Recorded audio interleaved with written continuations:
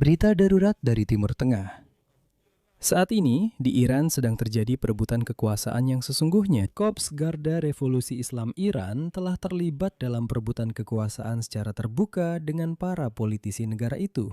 Dan permusuhan ini menghambat penandatanganan perjanjian damai dengan Amerika Serikat.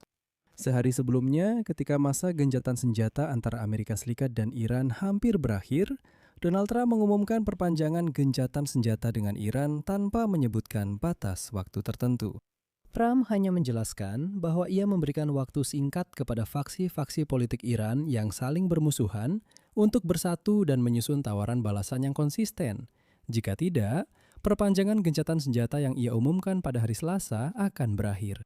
Orang dalam mengatakan bahwa dalam 35 hari lagi, Trump akan mengambil keputusan apakah akan menandatangani kesepakatan atau sebaliknya. Intinya adalah para politisi dan militan Korps Garda Revolusi Islam di dalam Iran tidak bisa mencapai kesepakatan di antara mereka sendiri tentang syarat-syarat apa yang mereka inginkan untuk mengakhiri perang. Dan ini menunjukkan awal pemberontakan Korps Garda Revolusi Islam terhadap para diplomat dan politisi yang hampir setuju untuk membuat kesepakatan dengan Amerika Serikat. Dan sekarang bahkan militer pun telah berhenti. Dan keputusan-keputusan yang diambil oleh pemerintah Iran. Меня зовут Алексей Пичи, давайте вместе обсудим эту тему, но прежде чем мы начнем, попрошу вас, подпишитесь на этот канал, поставьте лайк выпуску и напишите любой ваш комментарий под видео. Кроме того, подписывайтесь на мой телеграм-канал Пичи News, ссылка на него в описании к этому видео. Seperti yang mungkin sudah Anda ketahui, sehari sebelumnya Presiden Amerika Serikat Donald Trump mengumumkan perpanjangan gencatan senjata dengan Iran tanpa menyebutkan batas waktu tertentu. Pengumuman tersebut disampaikan beberapa jam sebelum berakhirnya perjanjian gencatan senjata, yang memungkinkan untuk mencegah potensi dimulainya kembali perang dan eskalasi besar-besaran di kawasan. Hal ini juga terjadi di tengah penundaan kunjungan Wakil Presiden J.D. Vance ke Islamabad yang semula dijadwalkan pada hari Selasa, namun kemudian ditunda dan dijadwalkan ulang tanpa batas waktu yang pasti. Setelah Iran sama sekali menolak untuk berpartisipasi dalam putaran baru perundingan damai. Disinilah kebingungan mulai terjadi dan kita akan membahasnya bersama agar kita bisa memahami apa yang sebenarnya sedang terjadi. Karena, seperti yang Anda pahami, dalam apa yang disebut kabut perdamaian yang diciptakan oleh Trump, sangat sulit untuk memahami situasinya. Tapi, sekarang kita akan membahasnya. Perpanjangan gencatan senjata, seperti yang Anda pahami, bertentangan dengan pernyataan Trump sendiri pada Selasa pagi bahwa dia tidak ingin memperpanjang gencatan senjata. Namun, Trump menyatakan bahwa dia mengambil keputusan ini atas permintaan para mediator Pakistan, yaitu Panglima Angkatan Darat Marsikal Asim Munir dan Perdana Menteri Shahbaz Sharif. Dan alasan permintaan Pakistan sangat menarik. Mengapa Pakistan mendekati Trump dan mengatakan, mari kita tunda beberapa hari lagi dimulainya kembali perang dan memperpanjang gencatan senjata?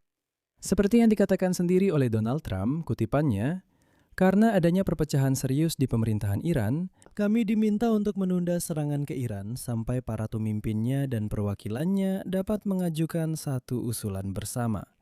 Gencatan senjata akan berlaku sampai usulan mereka diajukan dan negosiasi selesai dalam bentuk apapun. Namun, Donald Trump juga menyatakan bahwa ia telah memerintahkan militer Amerika untuk melanjutkan blokade laut terhadap pelabuhan-pelabuhan Iran dan tetap siap melanjutkan perang jika diperlukan.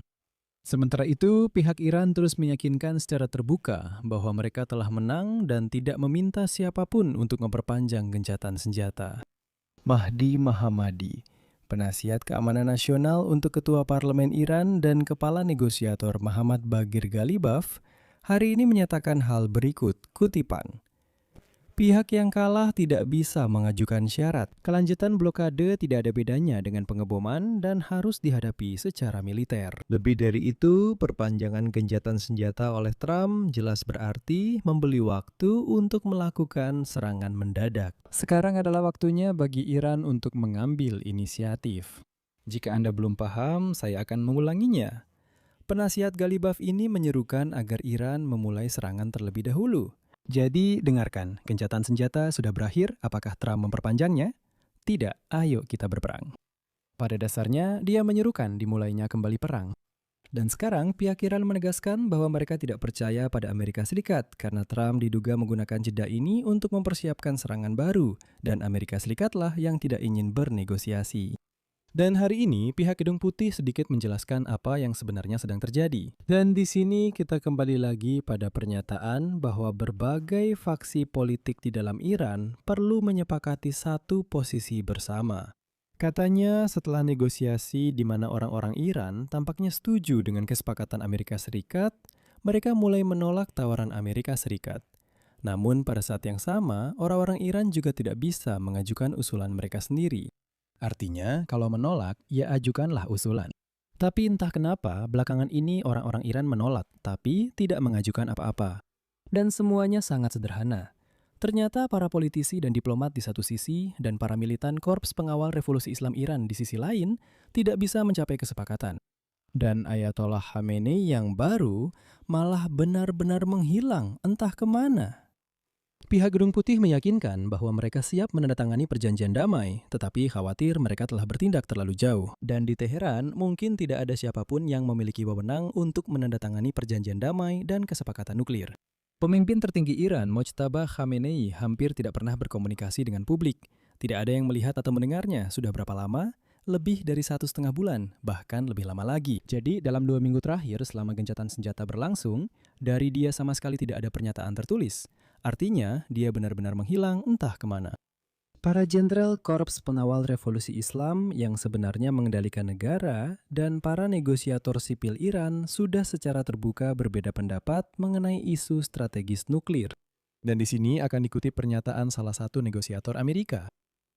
Kami melihat bahwa di dalam Iran terdapat perpecahan total. Para negosiator dan militer, tidak satu pun dari pihak-pihak tersebut yang memiliki akses ke pemimpin tertinggi Ali Khamenei, yang bahkan tidak menanggapi permintaan mereka.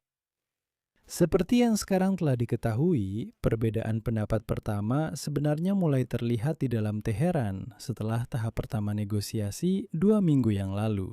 Saat itu, Komandan Korps Pengawal Revolusi Islam, Jenderal Ahmad Wahidi dan para wakilnya menolak sebagian besar dari apa yang dibahas oleh para negosiator Iran dengan pihak Amerika di Islamabad. Di sana mereka begitu saja menolak semuanya, tapi tidak menawarkan apapun sebagai gantinya. Ghalibaf dan Arakci hanya kembali ke Teheran menunjukkan usulan tersebut. Para militan berkata tidak, semuanya omong kosong, dan selesai. Tapi perpecahan itu benar-benar menjadi jelas pada hari Jumat lalu. Ketika Menteri Luar Negeri Iran, Abbas Arakci, mengumumkan dimulainya kembali aktivitas di Selat Hormuz, kalian semua pasti ingat.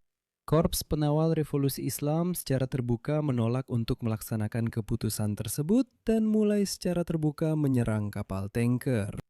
Keesokan harinya, pihak Iran kembali mengumumkan penutupan selat tersebut. Dan pada hari-hari berikutnya, Iran tidak memberikan jawaban yang substansial atas tawaran terakhir Amerika Serikat. Dan secara keseluruhan, menolak untuk mengonfirmasi kesiapan mereka untuk putaran kedua perundingan di Pakistan. Dan sekarang, para ahli meyakinkan bahwa perpecahan ini sebagian. Kisah ini muncul sebagai akibat dari pembunuhan Ali Larijani oleh Israel pada bulan Maret, mantan Sekretaris Dewan Keamanan Nasional tertinggi Iran. Larijani memiliki otoritas dan pengaruh politik yang diperlukan untuk memastikan koordinasi tindakan di dalam Iran.